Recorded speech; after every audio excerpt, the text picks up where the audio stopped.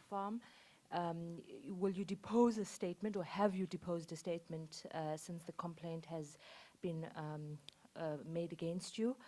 And then in 2018, you said under oath that appointing Arthur Fraser would stabilize the security cluster and is in the national interest. After reading Arthur Fraser's affidavit made against you, how do you feel now? And on a separate topic, Mr. President, are you considering, you spoke about Eskom yesterday, and it wasn't debated too much, but we want to know, how are you considering taking over some of Eskom's debt burden so that it can start investing in the country's transmission infrastructure? We know that Eskom cannot get more loans. So how are you considering taking over some of Eskom's debt burden? If you can take us in your confidence in that regard. Thank you very much.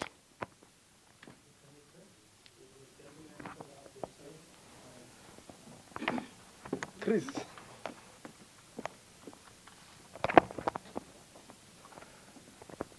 Mr. President, it's Christian Du Plessis here from Netwerk 24. Mr. President, firstly, I just want to get some facts from you. How much money exactly was stolen on your farm? In what currency was it? Was it hidden in any piece of furniture, and why? And if not, where was it hidden? How did you receive the money? And did you comply with the exchange control measures of the Reserve Bank, which I understand that you have to deposit foreign currency within 30 days after it is received? Then also, why was the matter not reported to the police?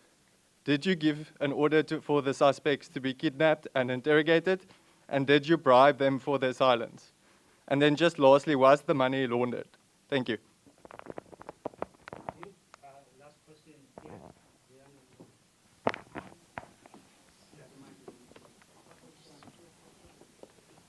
Okay, Zianda from News on Africa. Mr. President, we know you to be someone who is about process.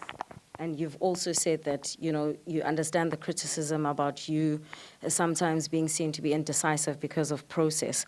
However, Mr. President, my question to you then becomes, why did you then choose to suspend the public protector before judgment was handed down regarding this impeachment process?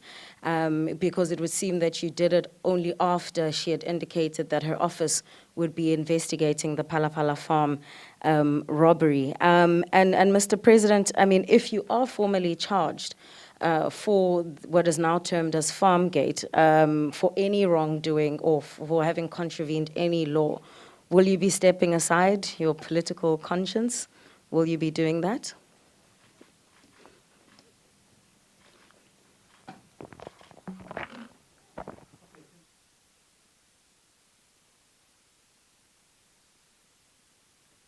Indeed. I don't know. I didn't see a number of you in the National Assembly, unfortunately, as you are not members. That may change for some of you in time, I guess. I did say in the National Assembly that we would like to leave this whole matter of the robbery to the due process that must unfold. And I know that there are a number of questions that people have. And I did say in the National Assembly, quite a bit of counsel was passed on to me by a variety of members, some even quoting the Bible and all that. And I did say that whilst the approach and the advice is that allow the due process to unfold, let those that are are meant to do whatever review process, go ahead with it, and so that the whole matter can be looked into closely. And the advice has been, it's best to handle it that way. And in the assembly I said, I've been given some counsel by a number of members of parliament, and I did say that That will also be considered because there are two positions. Do what every one of you who has asked a question and outline everything. And the other one from a more different position is let the due process happen as regards things like, you know, was this laundering of money? Was it the issue of what was how much money was there? Was there any torture? And all those related questions. So I'd like to hold on to that whilst I give consideration to the positions that we have also put to me in the National Assembly.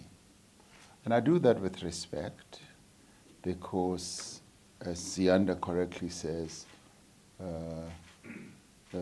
I'm a process person. The process must unfold.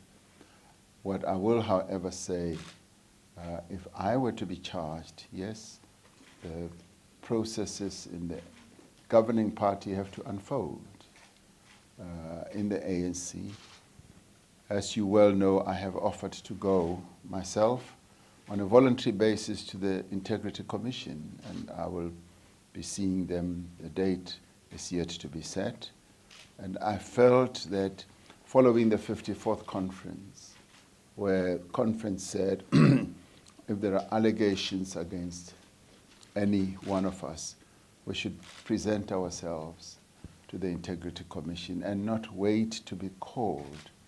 And I have opted not to be called, but to go there up front. So that is the process I'd like to follow. And I'd like you to accept that, one, I'm not going to run away to some place and not be available in time to be able to respond to whatever issues that you may want to put, but I'd like the due process to unfold in relation to this matter, including questions like, have I made a statement to the Hawks or whatever, and that too will unfold in time. In relation to Juanita's question about Arthur Fraser, Arthur Fraser was the Director General level, the SSA. Thereafter, he was transferred to the prisons or corrections, and we still thought that from other points of view that he would be able to make a contribution. And in the end, his contract came to an end.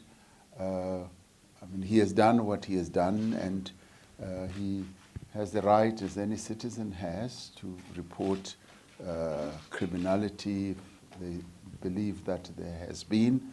So that is the right of our citizens that we all have. With regard to the Eskom dirt burden, this is a dirt that has ballooned to well over 450 billion rand, and it has ballooned because there's just been overpayment for some of the power stations that we've built, and Eskom's expenditure has just been growing by leaps and bounds, and therefore it has had to borrow. I was very encouraged some months ago, and a year or so ago, when the trade union movement tabled a proposal at NEDLEC, a proposal that said that the trade unions, through their pension funds, would be able to have debt converted into equity, which would then be held by their pension funds. That matter has been in discussion at the PIC level as well as the GEPF level, that is the Government Employees Pension Fund. And it's a matter that can still be taken forward. I saw a great deal of merit in the matter, and I didn't really see it as a matter that could collapse government employees' pension funds, because by their very nature, those pension funds are long-term, and they, the employees of the government are the beneficiaries, and not all of them will retire at the same time. So I did see a lot of merit. It is a proposal or proposition that is still on the table. The questions that have been raised by Du Plessis fall within the realm of what I said earlier. And Zianda Ngobo's question about the public protector, you did say, what about the public protector? The timing, Mr. President. Oh, the timing. The timing, because, I mean, if you're going to say, Mr. President, that perhaps, the reason why I suspended her, and we know it's your prerogative, was because, the nature of the charges against her required you just to ensure, the sanitization of the office, for lack of a better phrase. Why didn't you do it before? And why didn't you, like the usual process person that you are, at least wait for the judgment to be handed down before suspending her? Because one would assume that you wouldn't have known which way the judgment would go, the one that was handed down this morning in relation to this very impeachment process. Yes, on the timing, we've been dealing with this matter for a considerable amount of time. And in fact, as early as March, we were dealing with it, where after receiving a letter from the Speaker of the National Assembly, I wrote to the Public Protector and said, in terms of Section 1943 of the Constitution, the President has the power to suspend an official, high-ranking official like the Public Protector once there are processes in the National Assembly that have been commenced to remove her. And I said, I'd like you to give me reasons why I shouldn't do so. And that whole process took quite a long time. I'd given her 10 days, and there's been back and forth responses that even went way beyond that 10 days, having started in March. Now, obviously, she had raised a number of issues such as conflict, and raised issues such as I could have been involved in judicial capture, myself, and the Zondo Commission, and Bosasa, and a whole range of other issues. And I took her representations and analyzed each one of them, and wrote back that I thank her for the representations that she has made as to why she shouldn't be suspended. And I went through all of them, gave her a 9-page letter where all this is detailed. And I said, on the premises that have been covered in the letter, I do not believe that, one, there's a conflict of interest. And she had also said that there are either potential or pending investigations that involve me. And I said, an investigation per se does not in itself create a conflict of interest, because it may either turn out positive or negative, and she would have other protections as well. So, having gone through all those arguments, I then decided, because the process in Parliament had started in earnest, and as it has now, that the Constitution entitles me to suspend her. And all these processes were open, were public, and there was nothing underhand or hidden. And as regard the lawsuit that she had launched, I did ask for time frames. I said, give me a process of time frame. I did not know that a judgment would be coming out as early as yesterday or so. But I felt that I should still go ahead, notwithstanding that. So the issue of timing has to be looked at in the historic processes that had taken place it was not an immediate term event, and it was not really even linked to the investigation that she argues she has launched in regard to the robbery at the farm. I also did say that it is the office of the public protector remains. Once the public protector is suspended, the work of that office does not come to an end. It continues. So the deputy public protector will be able to take the work forward, grounded on the principles of no prejudice, no favor, and impartiality. So if those are the principles that should guide anyone in that office, then we should not be concerned as to who does the work. Thank you. Thank you very much, Mr. President.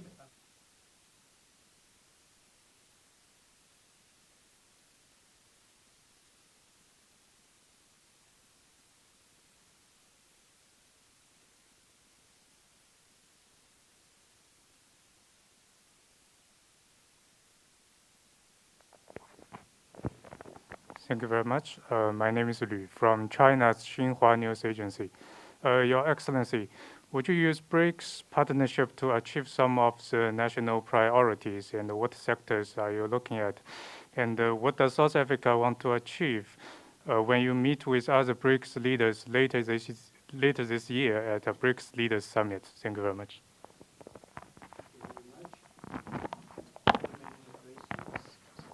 Mr. President, my name is from the SABC.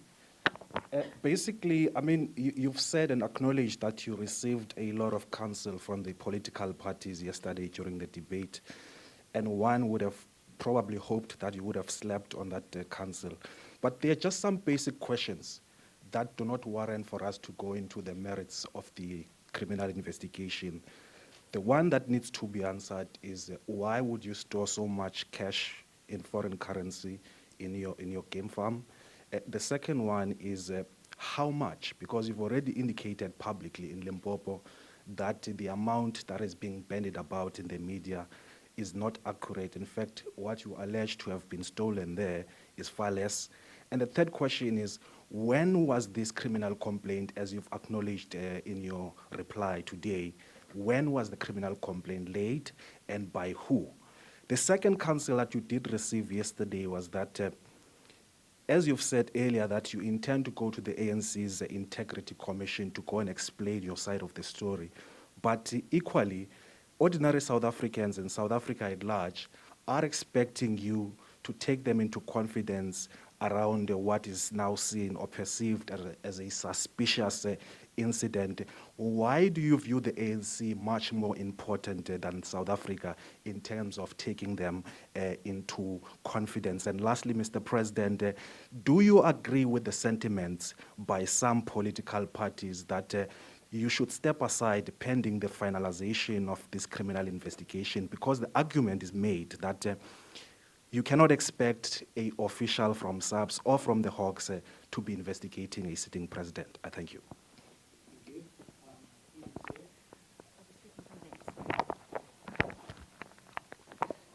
Mr. President, good afternoon. Lindsay Dentlinger from ENCA. The details of the crime notwithstanding, could you clarify why you would not want South Africans to know that you yourself were a victim of crime? And secondly, the Namibian president this week said he didn't do you any favors in the wake of reports that you might have asked for a diplomatic assistance to keep the crime under wraps. He also said that you have a relationship where you call each other up, you don't speak through aides or any others. Can you clarify whether indeed you did call him at the time and ask him to help keep this under wraps? Thank you.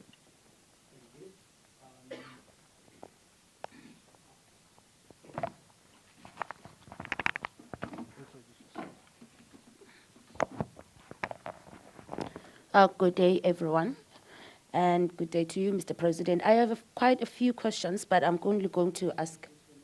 Abongile Boy from Zbonele FM. Mr. President, in your budget vote yesterday, you mentioned that South African economy have grown by at least 1.9%, and the GDP is higher than before the pandemic. And we are still stuck with higher prices of fuel and everything. How is that happening? And secondly, we've seen the fifth incident of mass shootings in Khayelitsha. Is there anything that the national government is doing, maybe gokusebenzisana with the local government in beefing up the security?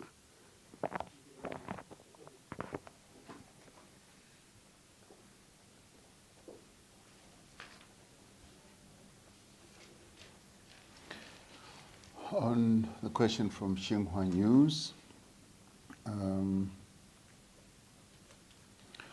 would we be looking for partnership in certain parts or aspects or sectors of the economy with other countries?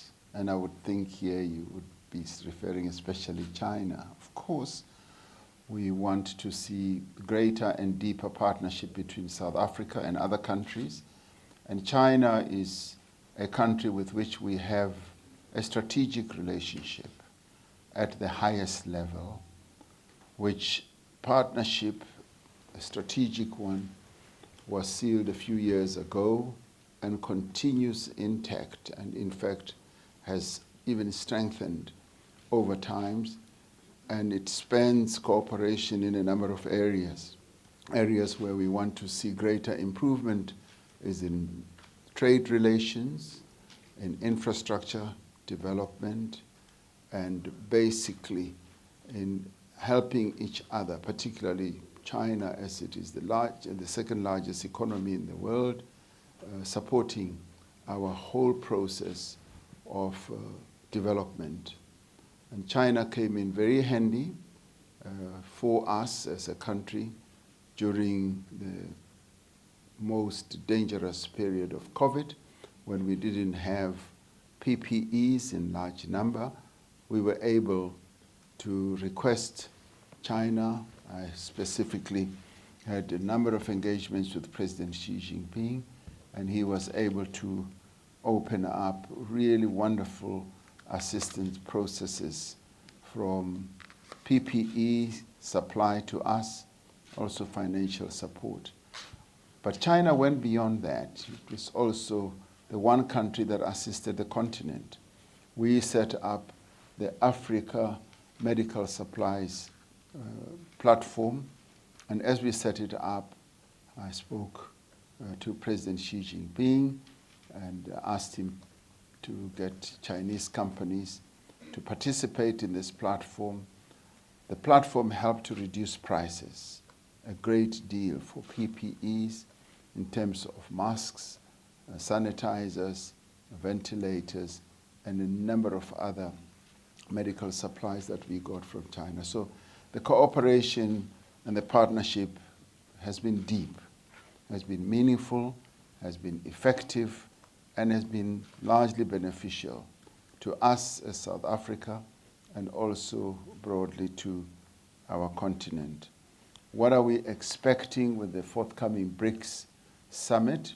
We are expecting that that BRICS summit will obviously do a proper survey of the world situation, the geopolitical situation in the world, and be able to look at that through the lens of the BRICS nations and see how best we can continue with our programs of fostering development, fostering a multilateral system in the world that is going to support the advancement and the prosperity of the people of the world.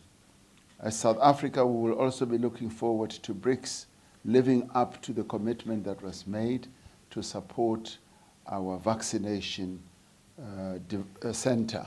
As BRICS, we agreed that South Africa would be the home of the vaccination center that was going to be put up. So we would want that to be something that progresses, and also to deepen trade and broaden trade between the BRICS countries.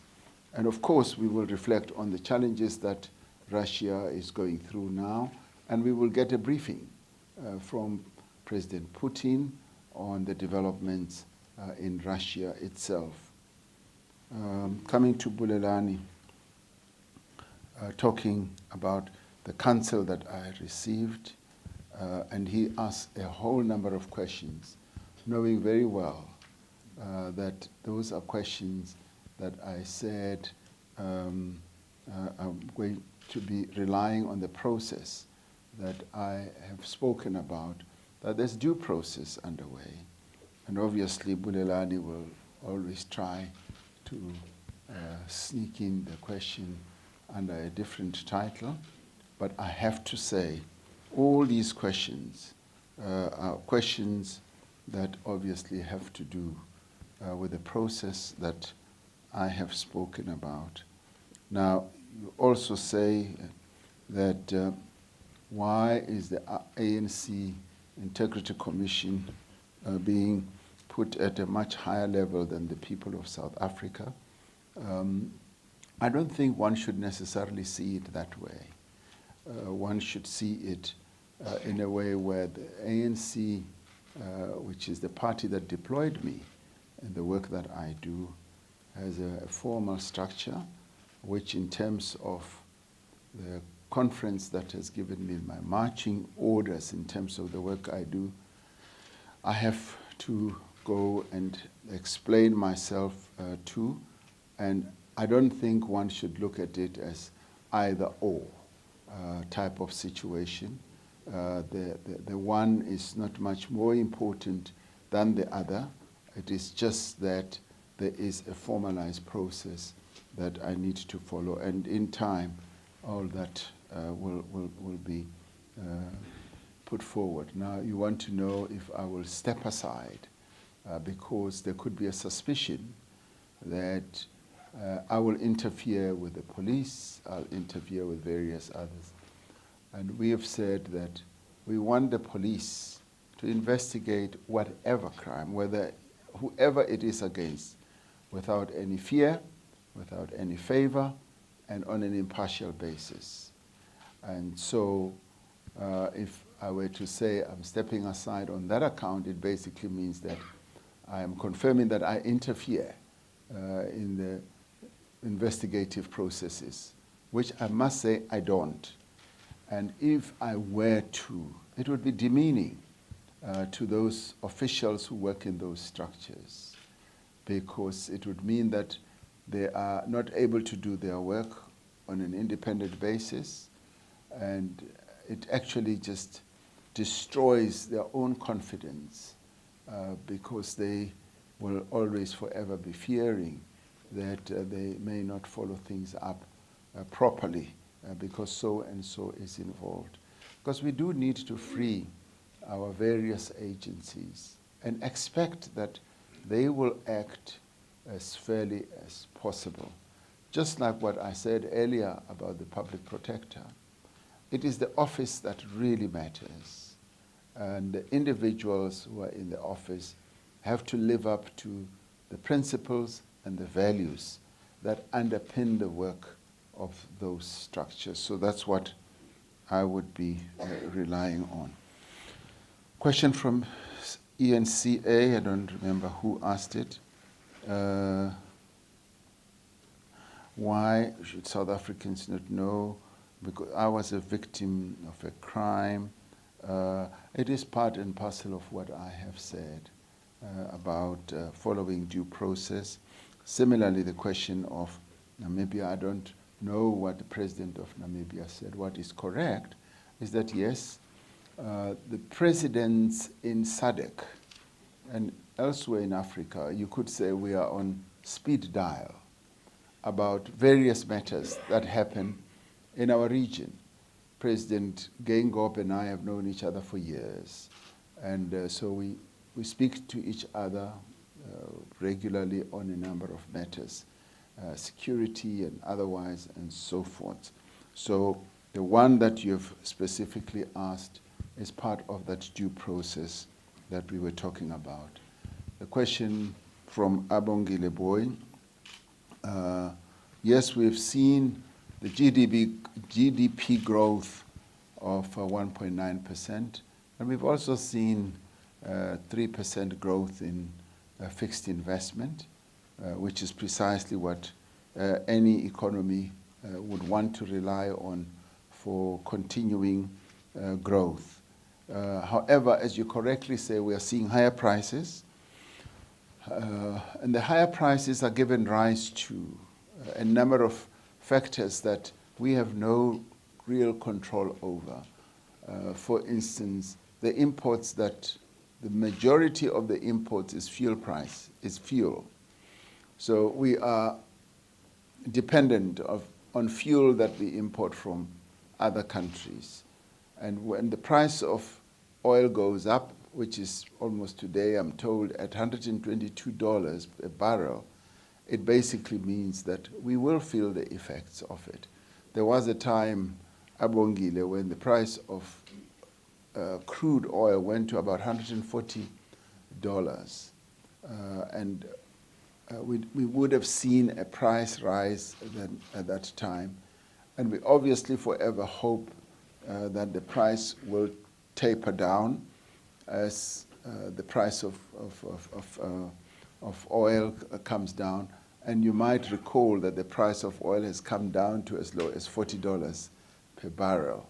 Now it is at astronomical levels, which is a major concern. That is why government has taken the measures that it has taken to lighten the burden and to take away the effect of the blow of these price increases from the ordinary consumer and drivers.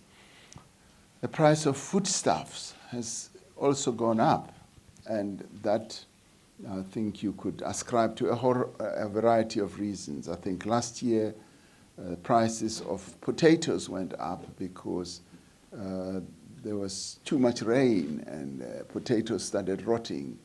And so our food prices gyrate up and they come down again. And those are factors that the government per se cannot control. The issue is, what are we doing about it? The central bank itself responds to some of these by dealing with the instrument that they have at hand, which is interest rates. And on the government side, recently you've seen us respond, as I said, by dealing with the price of fuel and releasing strategic stock so that we are then able to assist those who rely on buying petrol. Mass shootings in the Western Cape here, it's a matter of great concern to us. Are we going to beef up security, working together with the local government? Of course. We will always look out for ways in which security can be beefed up. Our focus on security is part of our broader reform processes, where we would like safety for our people, where we would like to reinvigorate structures such as the Community Policing Forum and make our police men and women much more professional, being able to serve the people of our nation with great commitment. Thank you. Thank you, Mr. President. We'll come to you, Madam. The microphone is over there, so the colleague, please, take the question. Hi, good afternoon, everybody, colleagues and Mr. President.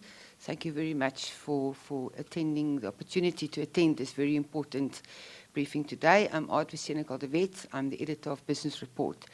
Therefore, Mr. President, my questions are a little bit more business-like. It is regarding the recent ComAir liquidation.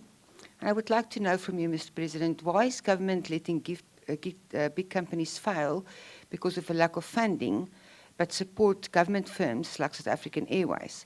So many big firms with thousands of jobs have collapsed as government won't step in. Isn't it an uneven playground and anti-competitive? And then just the last question, how will government ensure that infrastructure is sufficient to support our exports? Thank you very much. Thank you very much. Can we have the mic come down here?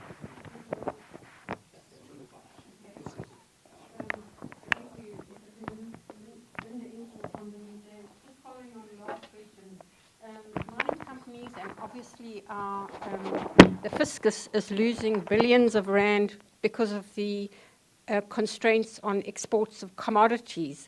Apart from what Transnet is doing, is government taking any action to alleviate the situation? And the second question, sorry. Sorry. Trend dry. Okay. No, it's just in relation to the constraints on exports, which is limiting the export of commodities at a time when there's an international boom, depriving the fiscus and mining companies of very much needed funds. So if you could, is government doing anything to alleviate the situation, or are you just leaving it to Transnet? And my second question related to Farmgate, not about the process or nothing about the claims, but your reaction when you read reports about the complaint. How did you feel? Were you shocked or nervous, or maybe you can just elaborate? And then just finally, on the 350 Rand grant, beneficiaries haven't had it for the last 2 months. Is government doing anything to hasten that payment? Thank you. Thank you very much. Can we go over there, please, to according to the jacket, not just Good afternoon, Mr. President. Marianne Merton from the Daily Maverick.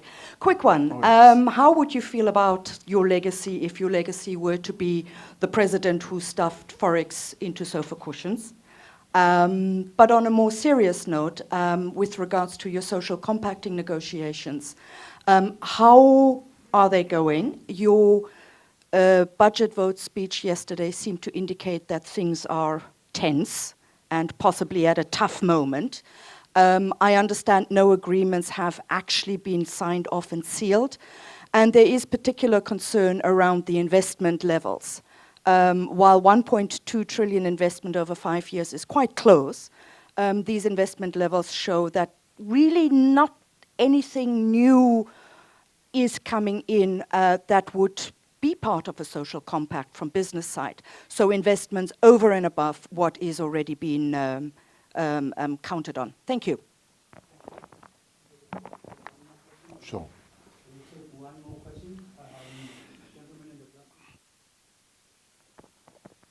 Thank you so much. Good afternoon, President. My name is Sibonga Shoba. I'm employed by the Sunday Times. Mr. President, this matter is not going to go away. These are very serious allegations that have been made against a man who campaigned on an anti-corruption ticket, who spoke of the new dawn. And right now, it seems as if you are not. Some people may reach a conclusion that you are not living up to that promise. And the more you try to avoid it, the more it's going to explode. Because you are not going to respond to our questions related to this matter, maybe I should ask you, Mr. President, what do you say to a South African who now has a president who is being accused of being a potential money launderer, a tax evader, and someone who stuffs money in furniture? What is your message to that South African? What do you say to them? Okay. Cynical debate about Kome. Why are we allowing companies to fail? It's a very good question. And you also then attach to that, we, however, support other companies through various means and all that. That's a very good question. In the end, I think it has to do with the resources, the limited resources that government has, and the ability to be able to support these companies broadly. With state-owned enterprises, we usually just issue guarantees, but of late, we have actually had to sign checks, particularly for SAA and as well as Eskom.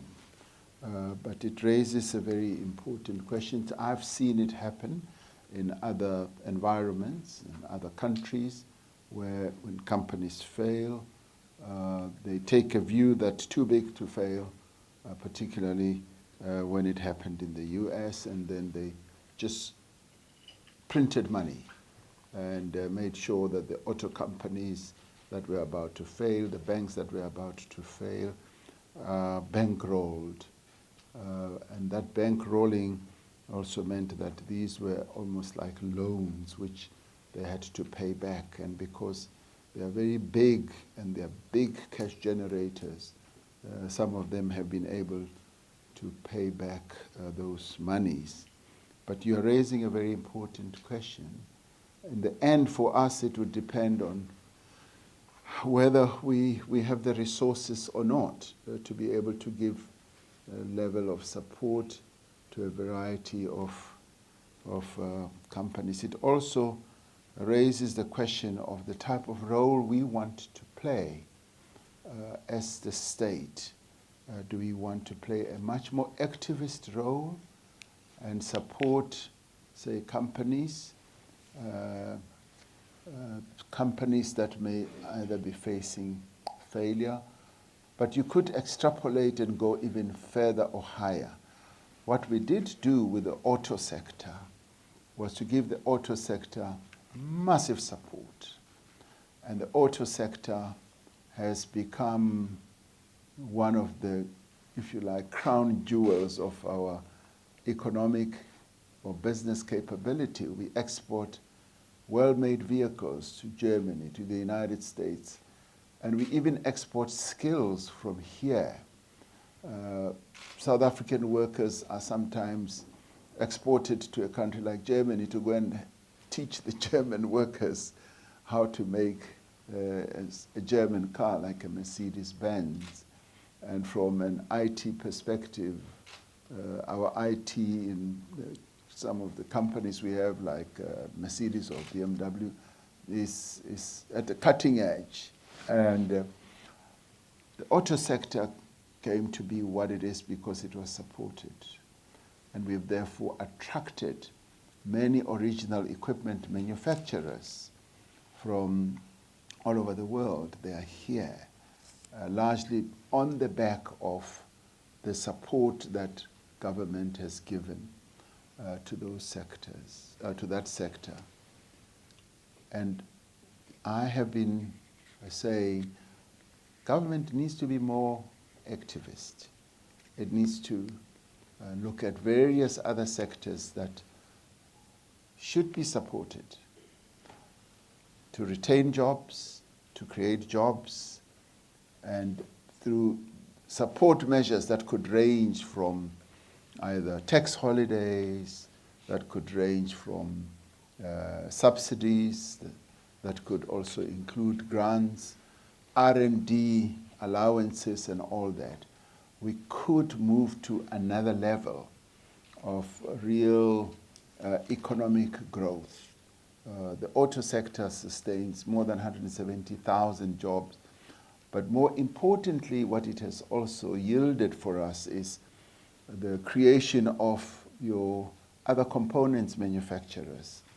And a number of black players are getting into that sector.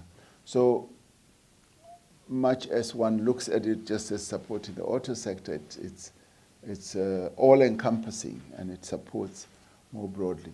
But you're raising an important question that in the aviation sector, we possibly have been supporting maybe 2 or 3, which are state-linked or state-owned. Could there have been a need to look beyond that?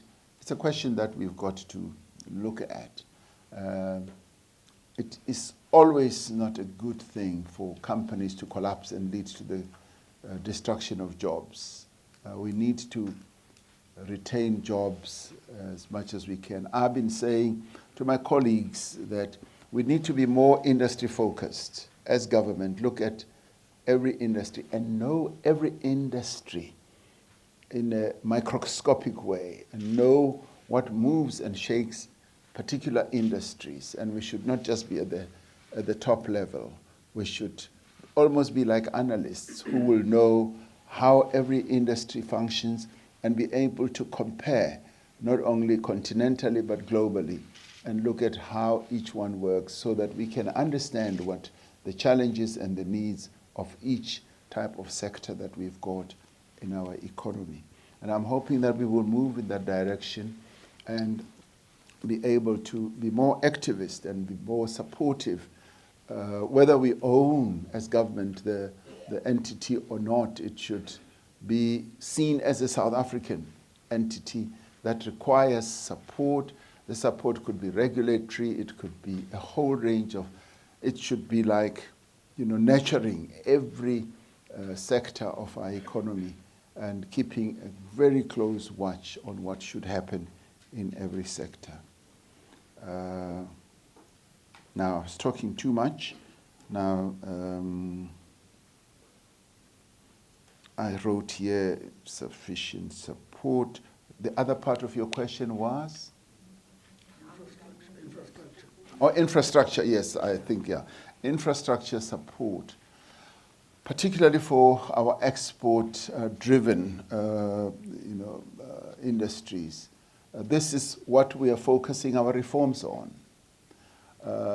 When Treasury came up with a paper on network industries and urged us to foster reforms around that, we then set up the Vulindlela operation, which is joint with Treasury and the Presidency. So our reforms are focusing on that because we've done a proper analysis of those network industries, particularly how our ports function. Our ports have declined quite considerably. Ships take far too long at our ports, and there are port operators who come to us and say, we can help you boost the operation of your ports and inject efficiencies. And it is for this reason that we've said to Transnet, invite the private sector. The private sector can play a key role because it is in their interest that our exports should work well so that we are able to live up to better performance results. I mean, you look at Richards Bay. Richards Bay is a very good example where Transnet would have been the sole operator of the coal port. In the end, the industry got together, helped to build that port, the export terminal rather, and it is a cooperation between the public sector and the private sector that has created a world-class coal terminal for our country. And it is in this that we see great cooperation between the public sector and the private sector. So that's why Transnet is now going to give concessions to a number of companies. I think right now they've allowed up to 16 such companies, and a number of them are willing to go in with great investments. It could be the dry port, it could be the vegetable one, or whatever, or terminal, and that I think is going to boost and get rid of the incapacity that has embedded itself in this whole process. And I think I've answered what I thought was your next question. I was writing so quickly, you talked too quickly as well. It was you who said, no, it was someone else who said, was I shocked when I got this,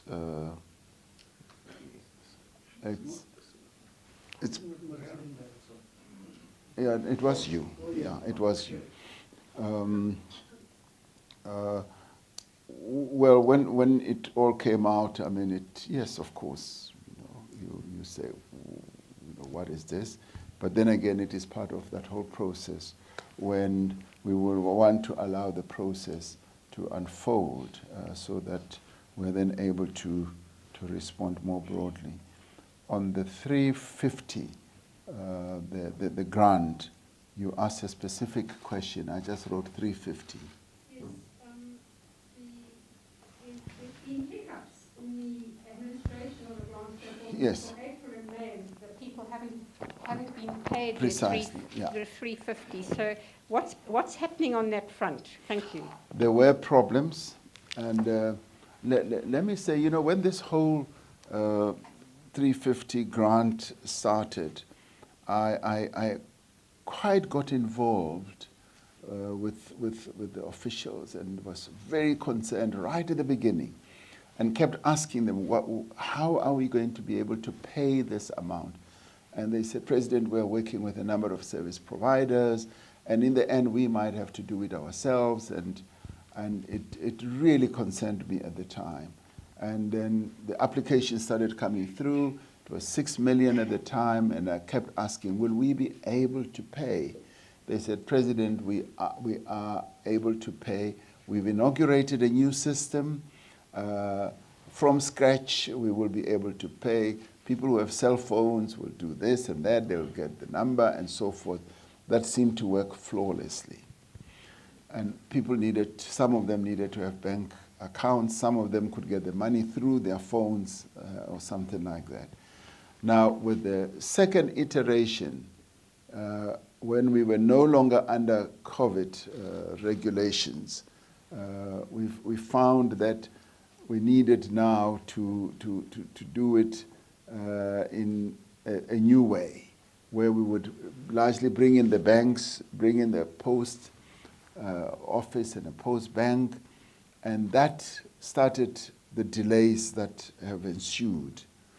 I've now been given a report that they're going to start paying next week. This coming week, the payments will be done.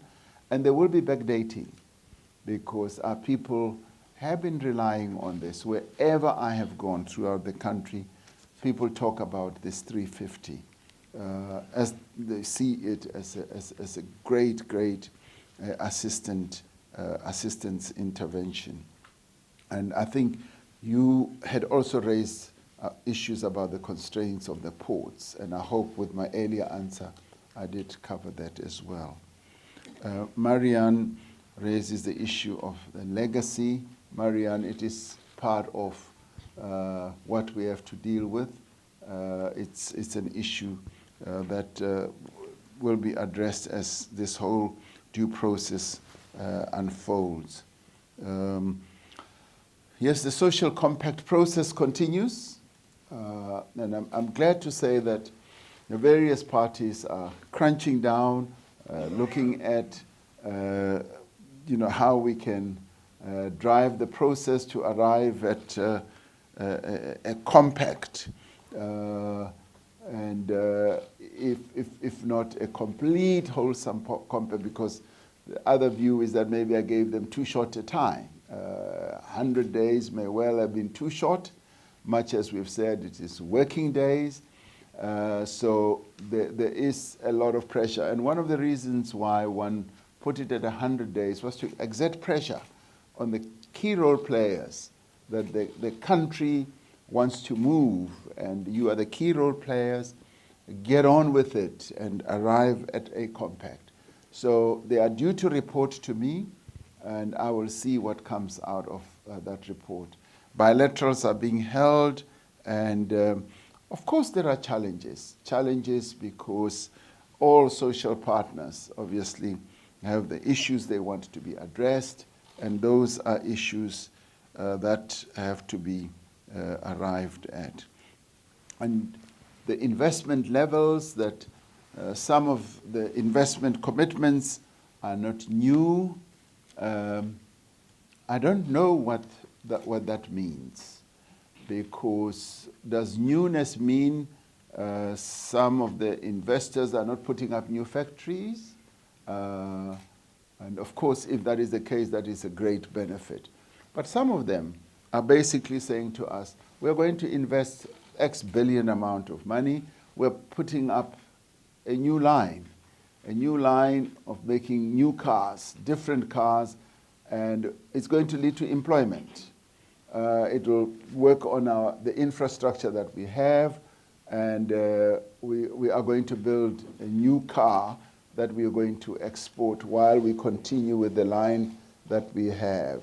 The other day I went to Corobrick, the brick makers, and they had committed to investing $1 billion and more. And when I got there to open their factory, they said, President, that is our old factory.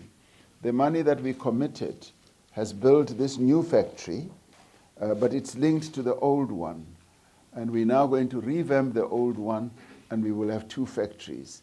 And both of them are going to produce more product, and we are going to employ more workers. So to me, that's neither here nor there, as long as the money is invested.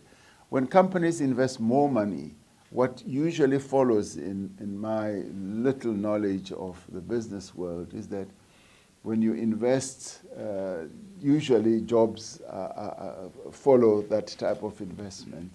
So people get stuck with, is this new money going into new investment or same old investment?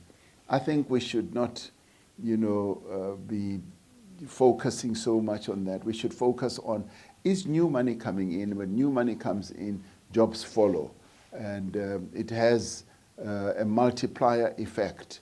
And once jobs are created, other multiplier effects follow. Livelihoods are improved, either more tax, VAT, or otherwise. And so the multiplier effect becomes quite handsome. Shoba asks, these questions will not go away. I'm not living up to my promise. We did say that the due process also needs to be observed. The counsel that one got in the National Assembly, as I said in the National Assembly, and you not being a member means that you did not hear it, is that will be given consideration. And yes, of course, the people of South Africa are entitled to know that their president is, one, going to follow due process, and that's, Shoba, what many people are saying.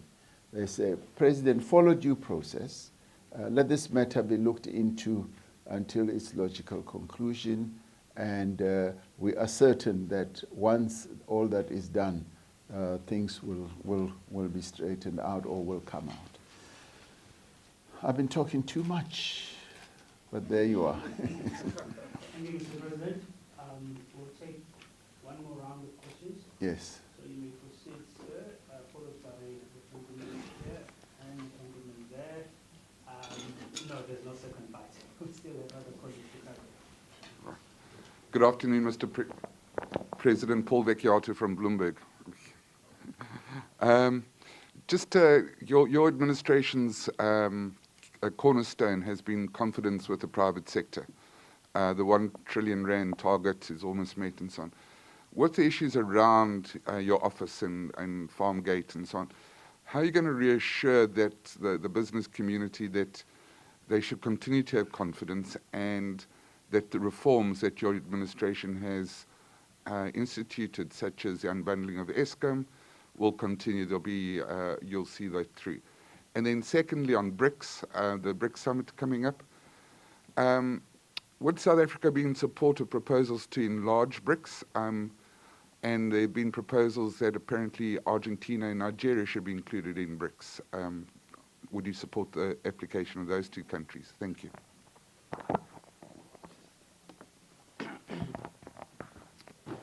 Mr. President, Joseph Mosia from SABC.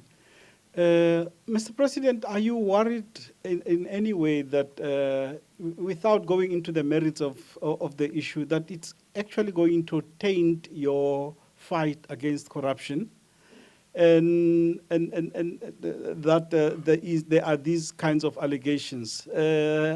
Because you said yesterday those who benefited from state capture are going to do, are resorting to dirty tricks and all that. Do you think this particular issue could be linked to that? And on the issue of the cost of living of South Africans, there is, I'm reading quite a worrying trend that people are struggling to cope. Do you think that the measures that are in place at the moment are adequate? Because many people, while they are not getting, while employment is not rising at fast enough levels, I know you said you were happy with the way it's going, but people are actually in reality suffering at the present. Is government going to do anything more than what is being done now just to alleviate people's lives and livelihoods in the country?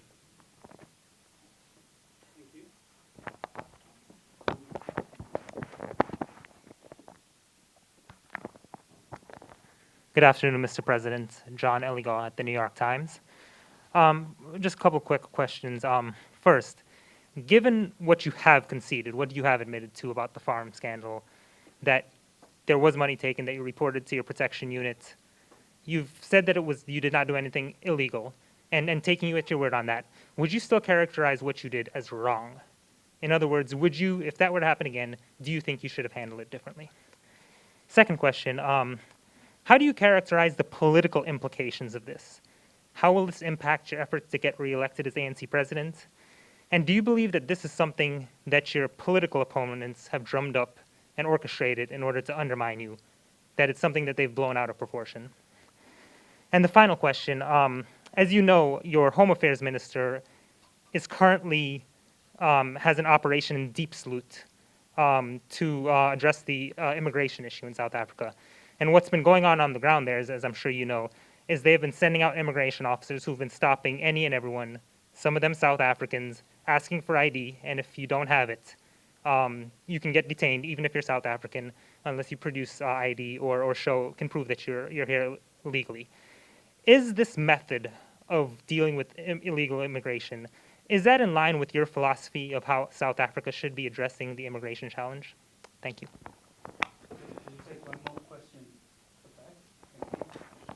Good afternoon, Mr. President. My name is Cyril Ramaphosa with Independent Media. Given that you said that you'll be presenting yourself to the Integrity Committee, will you accept their decision to ask you to step aside? And I've partly been covered by my colleague who asked whether you believe this will hurt your chances at the ANC's national conference at the end of the year. Thank you. Thank you. Start with Paul. Will what has happened have a negative impact on investment or blow the confidence of, say, investors? Like investors take their decisions based on a number of factors.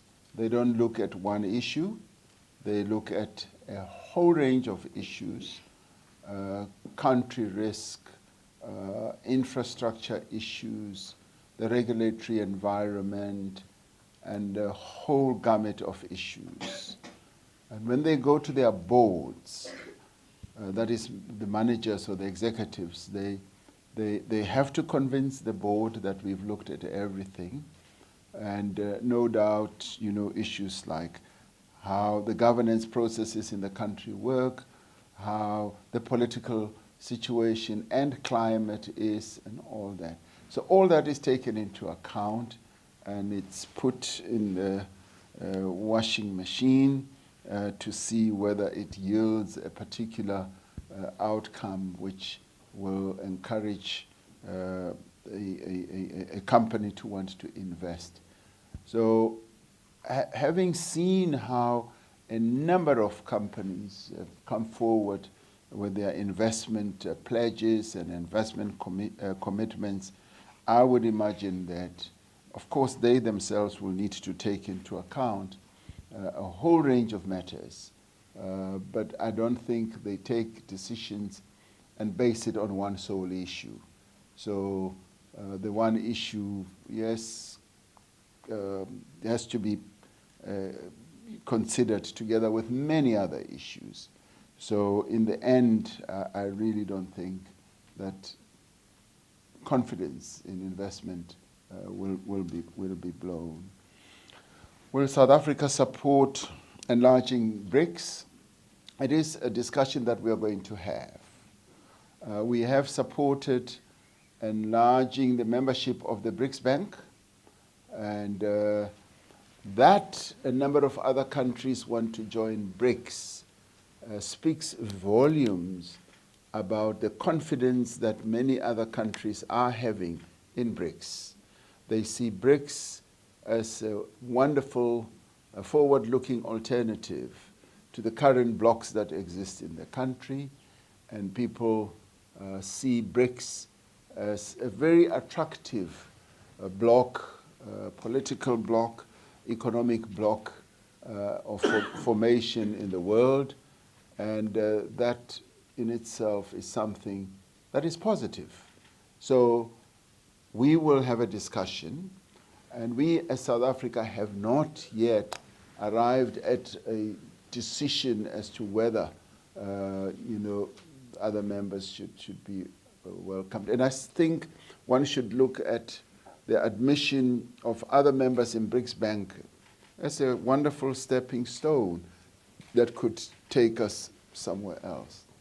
So I find that BRICS is becoming attractive, notwithstanding the very challenging times that the world is going through right now. Joseph asks whether this will not taint our fight against corruption. Could this be seen as being linked to, either the state capture process? I really don't think so. But then again, that is a matter that needs to be discussed as part of the whole process. The fight against corruption is so important, and we need to stay focused, because the corruption that we are dealing with is corruption that in the end diminishes the prospects of ordinary people to get services from government, where money is stolen from taxpayers, where money is stolen from government entities to further individuals' nests. So that is what I believe we cannot weaken our resolve on. Cost of living, are the measures adequate?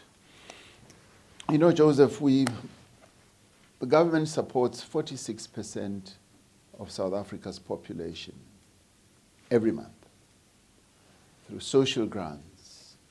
I know of no country right now on our continent that has such a massive and overarching support process to ordinary citizens of the country, where 46%, you take it that maybe we're 60 million, it's a huge number, close on to 28 million of our people who get support. You could say it's almost like from cradle till 18 years, and thereafter when you're facing the latter years of your life, and even when you're 18, you're then supported with NSFAS again until you finish your schooling.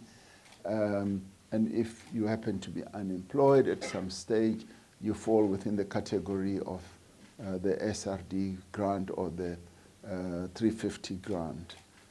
So this government has committed itself to supporting our people as much as we possibly can.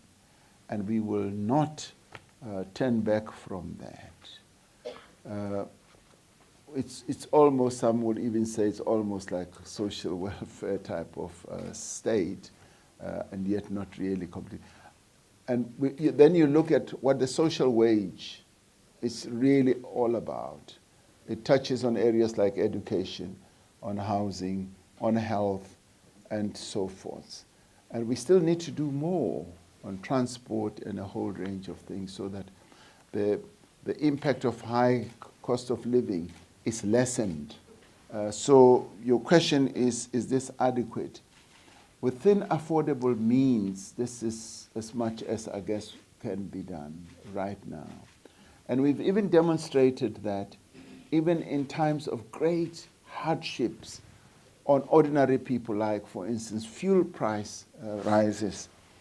We've even done the risky thing of saying we will subsidize, we will reduce, it is really a subsidy of some sort. The problem with subsidies is no sooner have you started them, people get used to them and they then steamroll and start going forward. So in our case, the problem is not our will and intention or commitment to support the livelihoods of our people. The problem is resources. And I guess if we had the resources that were sufficient, our commitment as South African government is to give our people a better life. That is what Nelson Mandela promised the majority of our people. And there are those who will argue nothing has happened since 1994, but then they don't begin to analyze and peel, cut this potato and see what is underneath it. On this African continent, I know of no country that supports livelihoods of 46% of its population.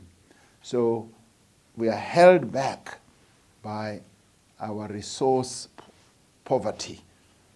Our commitment we have in abundance. Our intention we have in great abundance. So will government be seeking to find ways to help ordinary people? Yes, if we can have the resources. That is a commitment that we would make. John from the New York Times asks, how do I characterize this? John, that also falls in that category.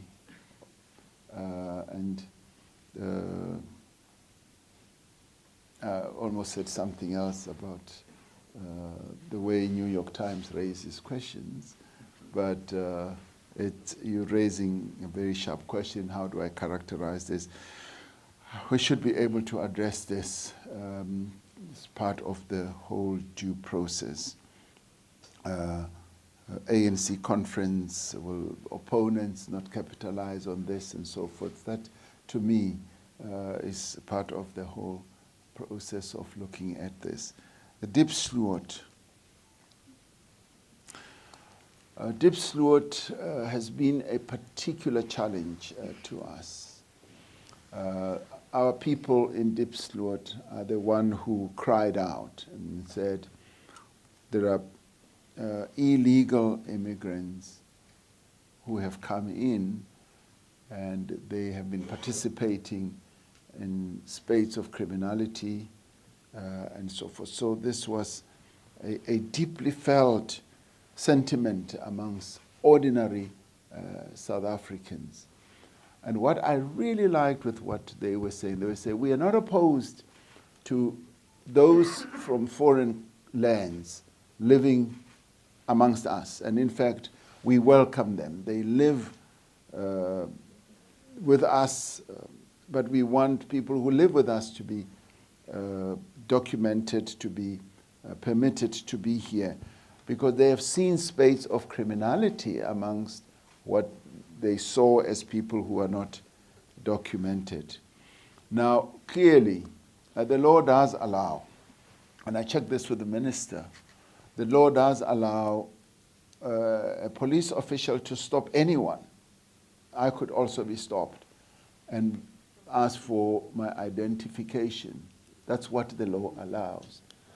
And at one stage when it happened, and I was asked by the media that this is what is happening, and they were even asking people, what is the elbow called in one of our local languages?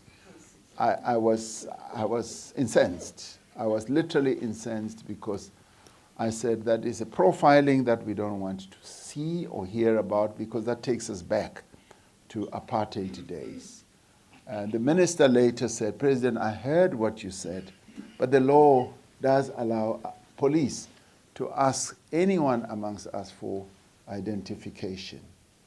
When I was young, just to digress a bit, I was asked for identification. I think I would have been about 17 years or 16.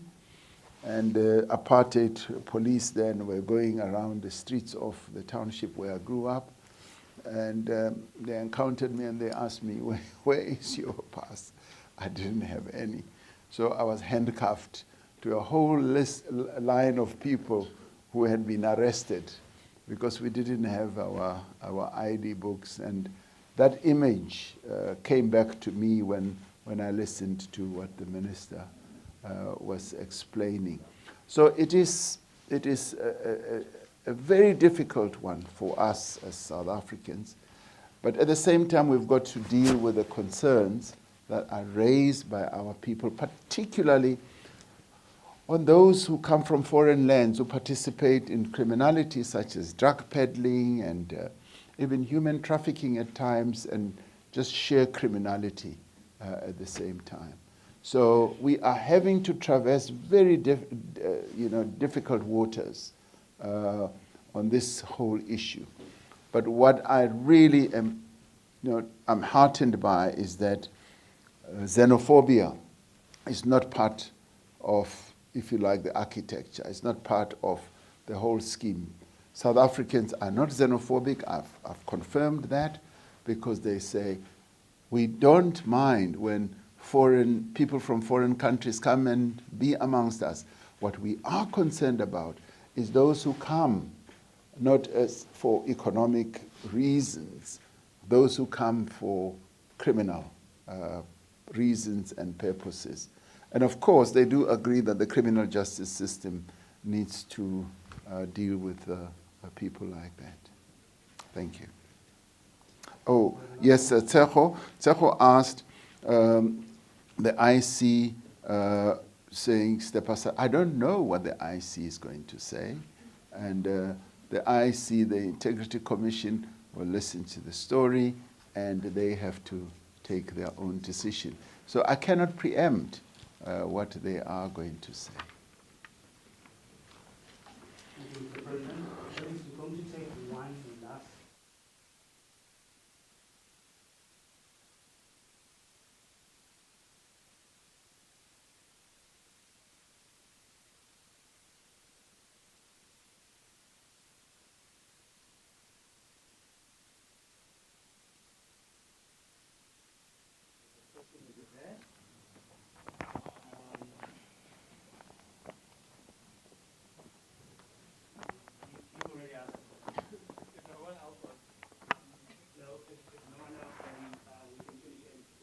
Hi, Karen Scrimbier, BBC.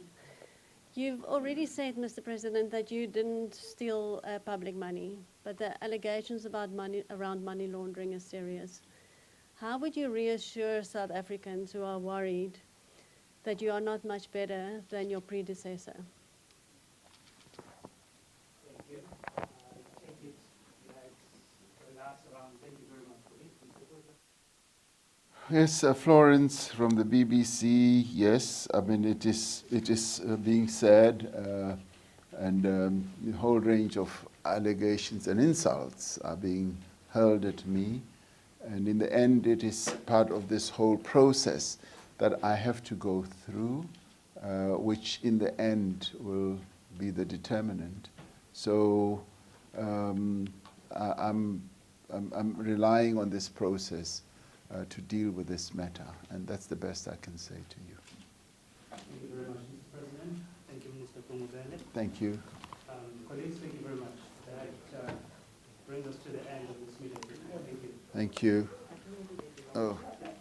Got one from DG.